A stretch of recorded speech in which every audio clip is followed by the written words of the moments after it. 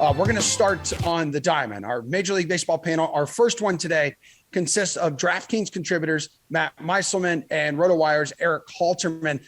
So we're going to price check here first, dudes. Favorite plays, basically, in the following price ranges on tonight's 11-game MLB slate. First things first, though, we want to talk about a special contest that we have tonight. It's the $5 million Fantasy Baseball World Championship qualifier. So, Matt, as our resident DraftKings guru here, can you tell us a little bit, bring us inside, like how these qualifiers work and what exactly people will be playing for tonight? Yeah, so these qualifiers are for this event that we have once a season for each major sport.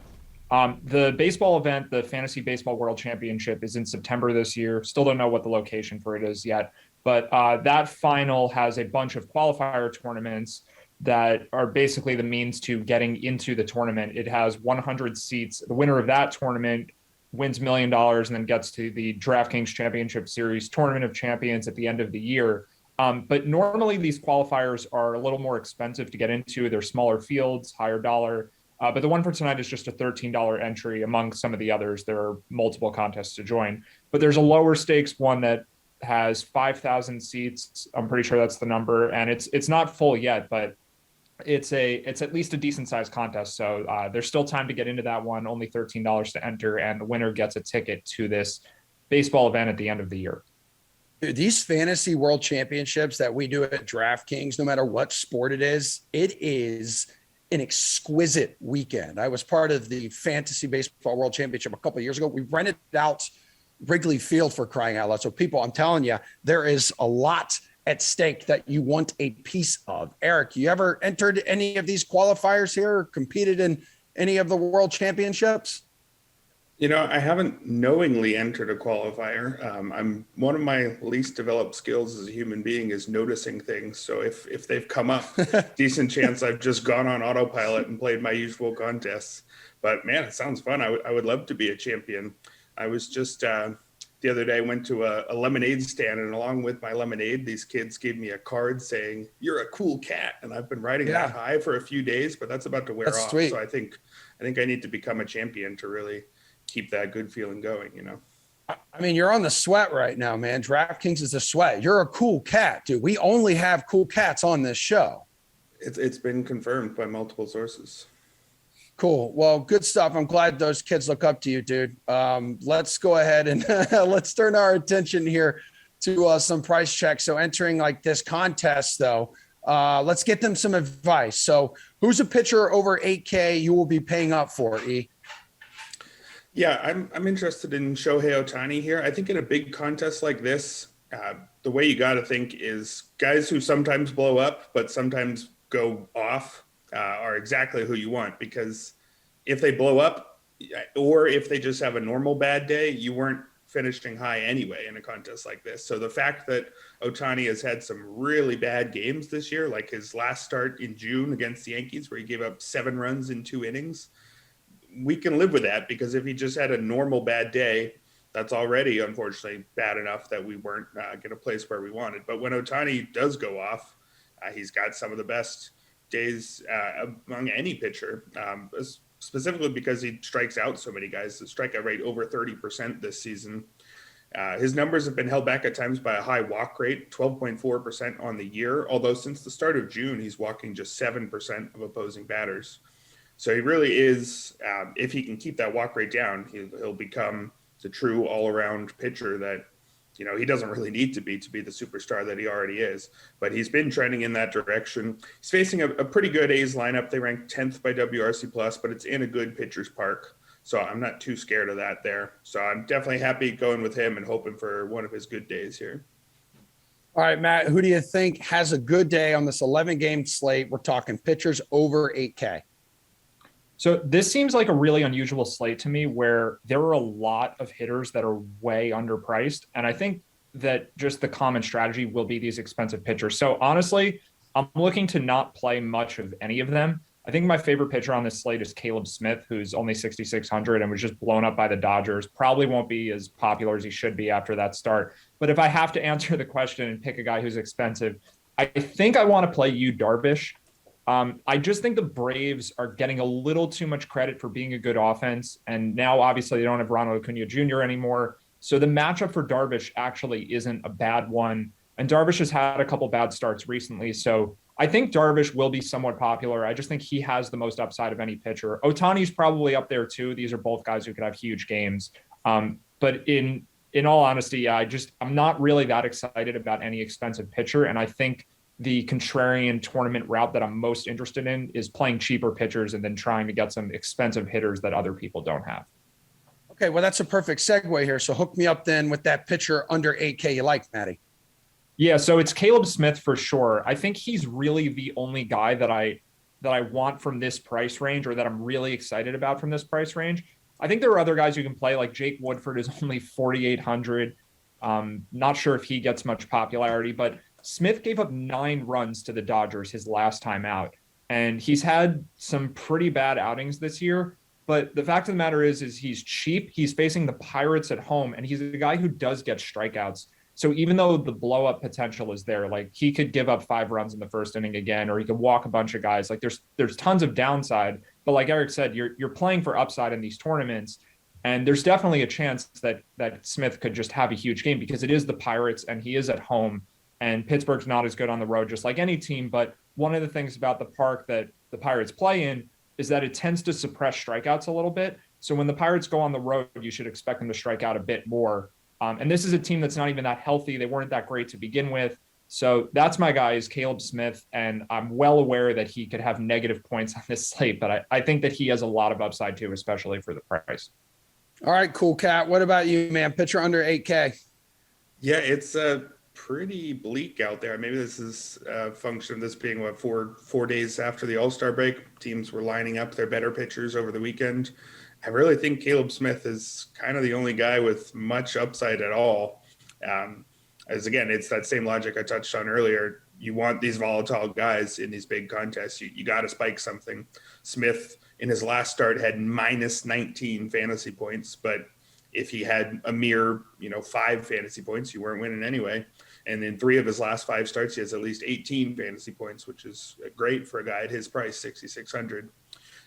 Like Matt said, he gets enough strikeouts that he can spike that good day every now and then. 25.7% on the season. It's pretty shaky pitcher. Way too many walks. A terrible ground ball rate, 26.3%. But a team like the Pirates might not be able to punish that. If his mistakes don't get launched over the wall, I think he's got a pretty good chance against an offense this week of striking out 6 or 7 guys and only allowing 2 runs or so. Which would be great for a guy in his price range. And I just don't think there's much upside with most of the other cheap guys today.